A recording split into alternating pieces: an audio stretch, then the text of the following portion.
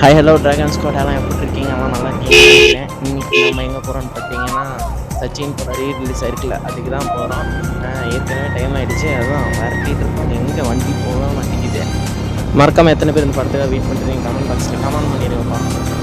எப்படியோ வெளியோ தேட்டருக்கு வந்து பார்க்கிங்கில் வந்து போட்டாச்சுப்பா, டோக்கன் வாங்கிட்டு போயிட்டு இருக்கோம். அந்த டைட்டில் கார்டு மிஸ் பண்ணிடக்கூடாதுன்னு தான் போகிறோம். பார்க்கலாம் வாங்க, போட்டானுங்க என்னன்னு தெரில.